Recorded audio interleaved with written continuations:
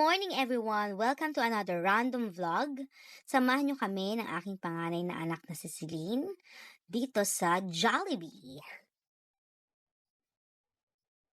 Hi! Katatapos lang namin sumamba. Kakain kami sa Jollibee. Let's go! So ito na naman po tayo sa high-tech na placing order ng Jollibee. Paano na lang kaya kung hindi ka marunong magpipindot dyan, no? Malamang 10 years ka dyan. Anyway, so ito na, dito na kami sa aming upuan at mag-i-start na kaming kumain.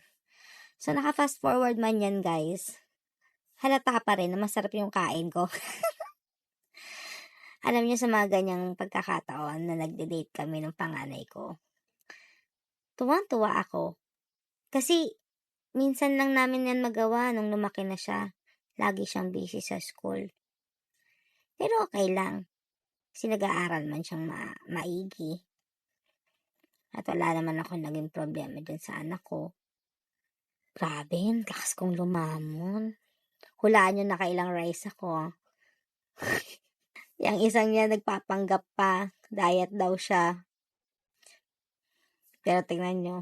Pati yung chicken burger ko. Ang laki ng subo niya dyan, promise. Sabi niya, tikman lang daw. Upak, kita niyo yun? Oh, tapos hindi pa siya kontento. Gusto pa niya, may gravy din. Oh. Lakas namin kumain, no? Pagpasensyahan nyo na, guys, no? Minsan lang kasi kami makapag-date niyan ngayong malaki na siya dahil busy siya lalo at graduating. Diyos ko, ano ba yan? Hindi talaga pinalagpas ang ice cream.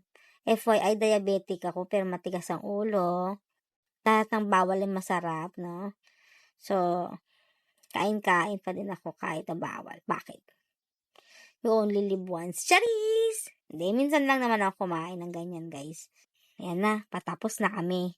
O, syempre, ang nakaugalian, ligpitan time. And, Solve, Jollibee! Solve!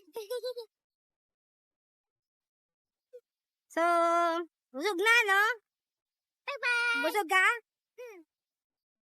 Uwi na kami. Bye-bye! Shoot!